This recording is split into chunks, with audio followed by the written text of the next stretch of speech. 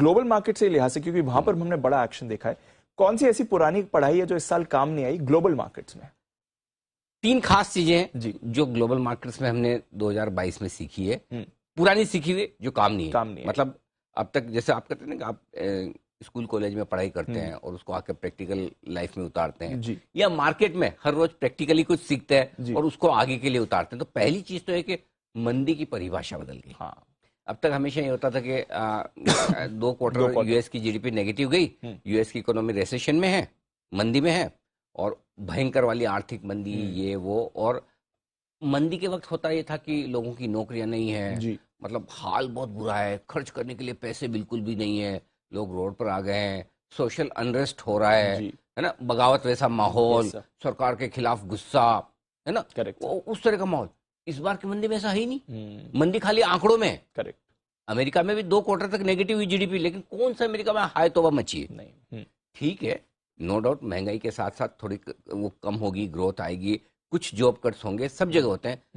India में भी कई सारी ऐसी कंपनियां हैं जहां जॉब कट्स हुए हैं, अमेरिका में भी कई सारी कंपनियों के, लेकिन वो एक जॉब कट और एक मंदी, मतलब जॉब कट्स के बाद बिल्कुल हालत खराब, खर्च करने के लिए पैसे नहीं, बैंक में भी नहीं, जेब में भी नहीं, नौकरी भी नहीं, वो वैसा जो माहौल 2008 में हमने देखा था या उससे पहले जब जब देखा तो वैसा हुआ नहीं। तो आमतौर पर मंदी आप जिस तरह की देखते हैं वैसी मंदी नहीं है, आंकड़ों वाली मंदी ज्यादा थी। तो ये दूसरी चीज।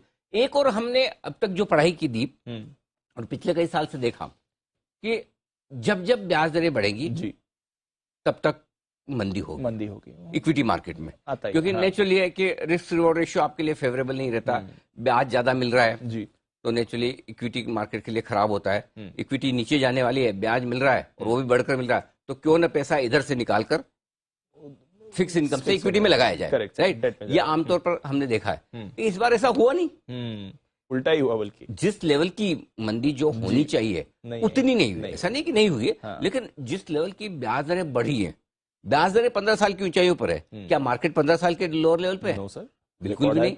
मतलब आप देखिए कोविड लो से अब भी कितने ऊपर है, करेक्ट? सो ब्याज दरों की बढ़ोतरी के बावजूद जो मंदी होनी चाहिए, ग्लोबल मार्केट तो फिर भी थोड़े ढीले हैं, हमारे मार्केट को देखो जी, हमारे भी ब्याज दरें हाईएस्ट लेवल पर है एग्जैक्टली कोविड के बाद से, और हमारे मार्केट भी हाईएस्ट लेवल पर है। सो ये जो एक चीज है ये बड़ी बदली कि बढ़ती हुई ब्याज दरों में इक्विटी मार्केट गिर जाएंगे, ये हमने हमेशा पढ़ा है, हमेशा देखा भी है। ये पहली बार ये काम नहीं आया। और एक और चीज जो पहली बार काम नहीं है वो डॉलर इंडेक्स को लेकर। डॉलर मजबूत मतलब बाकी सबकी पिटाई, है ना, होता था। चाहे वो कमोडिटीज हो, गोल्ड सिल्वर ये वो इक्विटी बॉन्ड, सबकी धुलाई होनी। 80 वाला डॉलर इंडेक्स 115 तक पहुंच गया और मार्केट लाइफ हाई के आसपास पर है।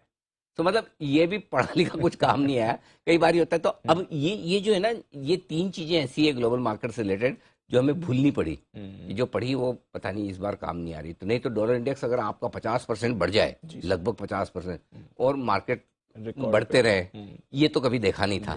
तो 3 खास बातें ग्लोबल मार्केट से मैंने पकड़ी जो इस साल काम नहीं आई, जो पहले पड़ी हुई थी। इस सोच पर अगर आपने कुछ पोजीशन ली होगी तो आपके तो एब्सोल्युटली। और ज्यादातर बाजार के कई सारे दिग्गज आप देख रहे थे, फंड मैनेजर के सर्वे आते हैं, वो ये कह रहे थे कि वो बड़ा रिसेशन है, मार्केट क्रैश हो जाएंगे। क्यों? क्योंकि उन्होंने यही पढ़ा देखा और वो गलत नहीं था जी।